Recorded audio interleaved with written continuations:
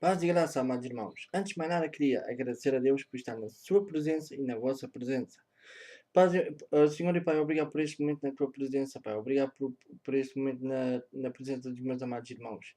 Continua connosco, Senhor. Continua a ajudar-nos a ser mais ti, a viver mais para ti, Pai. Obrigado por este momento de adoração, Pai. Por este momento na tua presença de não somente de adoração, mas também de fazer trabalhos para ajudar o teu povo também, Pai, e também para me ajudar a mim. Obrigado por tudo o que tens feito, Pai. Que tu sejas cada vez maior e eu cada vez mais pequeno. E obrigado por tudo o que tu tens feito, Pai. E continua a ser cada vez mais connosco.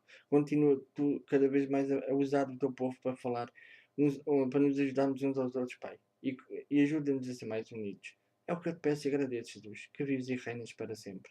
Amém e amém. Amados, antes de mais nada, queria-vos pedir que duas coisas. Primeiro, em nome de Jesus, o que eu tiver a dizer que não esteja de acordo com a palavra, com o assunto, que me digam, pois também sou homem para errar. Depois também vos queria pedir que em vossas orações se lembrassem do povo de Israel e de Jerusalém. E também vos queria pedir, amados, que.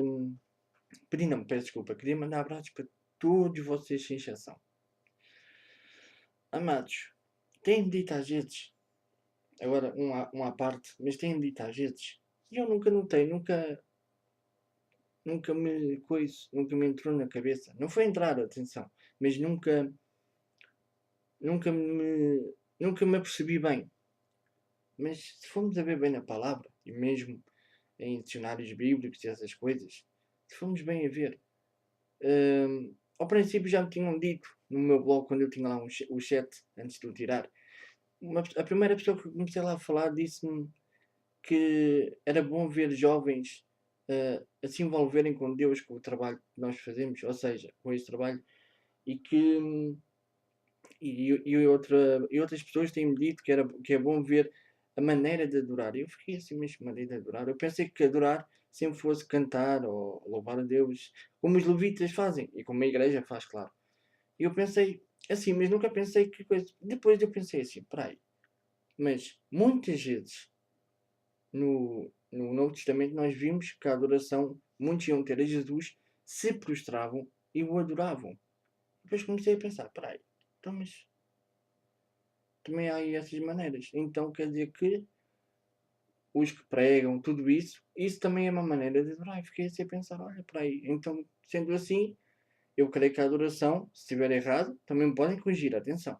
Mas creio que, conforme estamos a adorar, também estamos em comunhão com o Pai.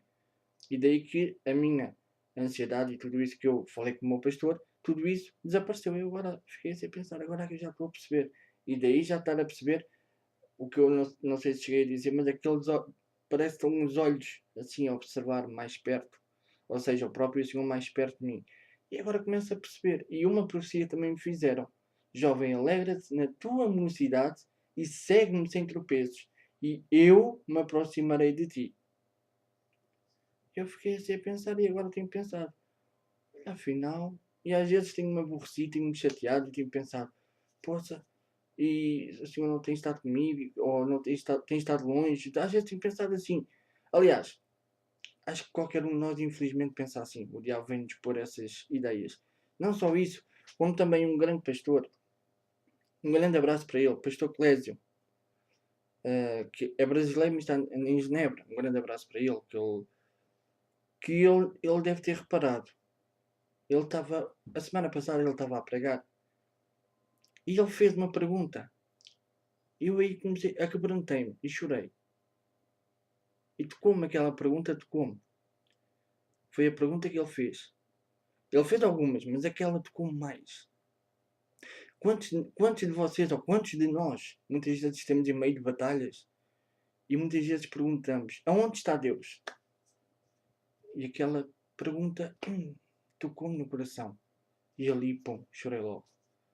Ou seja, leva-me a crer que, infelizmente, também duvidei, também pensei. E depois, há algumas situações, ou seja, desse culto para cá, desde essa altura para cá, o meu, o meu entusiasmo parece que voltou e com força. Eu estava entusiasmado, mas quer dizer que estava um bocado mais afastado. Derivado em umas situações, não quer dizer que seja na minha igreja, mas outras situações que eu tive, que eu falei com um amigo e infelizmente parece que fiquei um bocado mais afastado. Mas o Senhor enviou esse dito pastor, esse pastor Clésio, um grande abraço para ele. Temos praticamente a mesma idade. Mas como o Senhor o usou e como ele falou, e como ele perguntou aquela pergunta, eu até chorei. E agora esta semana tenho andado melhor. Quem viu quem viu o meu trabalho nota a diferença. E eu naquela altura fiquei assim, epá, realmente foi mesmo caído do céu aquela pergunta. E às vezes eu costumo ler o Pão Nosso Cada Dia, né? Eu tenho aqui um outro livro, que é antigo, mas este livro não tem data. Este livro é um livro que é para toda a vida. O meu pai lia sempre, antes de ler a Bíblia todos os dias, o meu pai tinha um tempo de oração, ler a palavra e orar sempre, pronto. E o meu pai tinha este livro também, eu não sei se havia noutros lados do país, do mundo, digo, mas este livro foi traduzido no Brasil, por isso também deve haver no Brasil, que era acho eu que era do Brasil. Que foi traduzido no Brasil, peço desculpa. Não, aqui não diz. Afinal parece que foi em Portugal. Bem, não interessa. Interessa é que é um livro perpétuo que chama-se. Eu até acho que meti na. Peço desculpa, até acho que meti. Até acho que meti como é que se chama aquilo? No meio das fotos. Ou seja, este livro até pode ser traduzido, até foi se calhar traduzido no Brasil, mas com outro nome. Porque nós temos nomes, metemos os nomes, quer dizer a mesma coisa, mas diferentes. Um livro que tem muitas promessas. E é este livro, chama-se Livro de Cheques do Banco da Fé. E tem várias promessas. E isto, eu pensava que isto, como tinha, por exemplo, aqui o dia, né? E quando passasse um ano, ficava lido e era para um ano. Mas não. Depois esse tal amigo que eu pensei, bem, não interessa, que eu pensei que como ele me disse, ele disse-me que este livro era para toda a vida. Porque eu pensei, bem, acaba o livro, acaba o ano e acabou. Mas não, afinal o livro é para sempre. E eu fiquei assim, olha, pronto, então tinha sido um burro, porque eu não o tinha lido. Mas houve uma altura que eu comecei a lê-lo.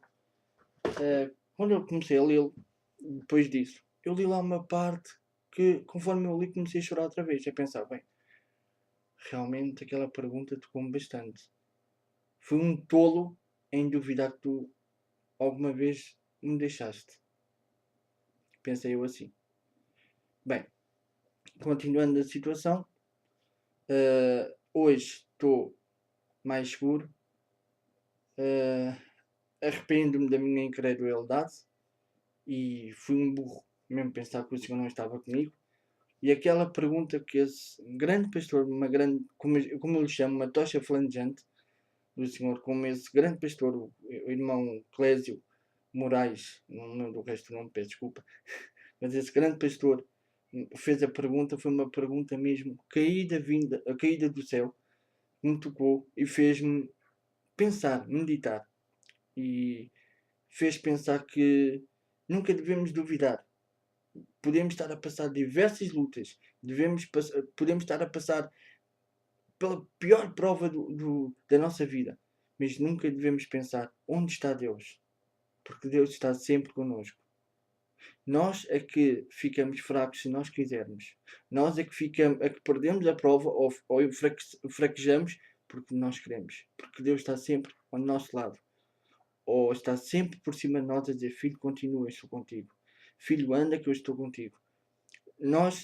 Deus não tem culpa de nada. Nós é que temos a mania de atribuir, infelizmente, a culpa a Ele.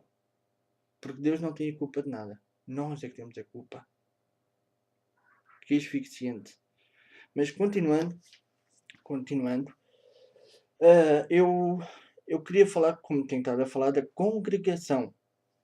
Muitos já devem saber, mas é bom sempre lembrar, para que nós saibamos sempre o que nós, igreja, somos e os factores que nos reúnem. E então, como eu costumo fazer, congregação, assembleia, reunião, congregar, juntar, reunir. Amados, eu queria vos ler hoje uma passagem que se encontra em Salmos 22, 22. E diz assim a palavra de Deus. Quem tiver a vossa Bíblia aí convosco e quiser me acompanhar, diz assim a palavra de Deus.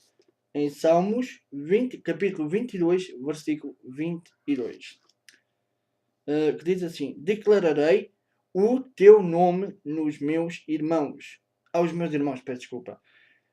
Louvar-te-ei no meio da congregação. Aqui, peço desculpa aqui, acho que é Davi, mas creio que seja Davi. Aqui, ou o salmista, digamos assim, para não errar, aqui o salmista foi claro. Declararei para que serve a congregação, para que serve o reunir, para que serve o ajuntamento. Não é para falar. Isto pode ser antes ou depois da congregação. Mas o período da congregação, o horário da congregação serve para isto mesmo. Para aquilo que o salmista aqui diz em Salmos 22, capítulo 22 e o versículo 22 também. Que diz: Declararei o teu nome aos meus irmãos. Perdão, louvar-te-ei no meio da congregação. Louvar-te-ei, não, declararei o teu nome aos meus irmãos e louvar-te-ei no meio da congregação. É para isso que nós nos reunimos, nos juntamos numa congregação. Há várias congregações, mas esta é a mais importante de todas. É para isso que nós nos reunimos. Declararei o teu nome e louvar-te-ei no meio da congregação. É para isso que serve esta congregação. E falarmos entre nós, sim, mas quando houver uma hipótese de falarmos e comentarmos aquilo que Deus faz em nós. Não é por certas atitudes que acontece, olha aquele isto ou aquilo. Não. Ou quando há alguma coisa durante a semana, nós nos aproveitamos ali reunidos, está o pastor a pregar, como já tem acontecido, o pastor a pregar, e o irmão, epa, olha, durante a semana, por exemplo, isto é um exemplo, fui ali ao café e vi ali o irmão a falar com tal pessoa, epá, não sei, olha, se calhar também o irmão anda metido nisto ou naquilo. Pode haver esses comentários, mas não naquela altura. A congregação, como é que o salmista disse no Velho Testamento ainda, declararei o teu nome e aos meus irmãos louvar-te-ei no meio da congregação. Aquilo foi explícito. Ainda no Velho Testamento. Fiquemos cientes disto. Quando acabar, ou quando houver um outro convívio, é uma coisa. Agora, quando estamos no meio da congregação, que sabemos que é para o Senhor e que pedimos para que o Senhor se manifeste, se nós não temos respeito por Ele. Eu já fiz esta pergunta ao Senhor. E creio que Ele se sente bastante triste.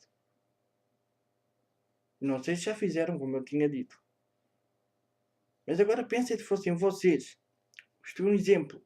Estão a fazer uma reunião em vossa casa. Estão congregaram em vossa casa, a vossa família. Para um fim qualquer.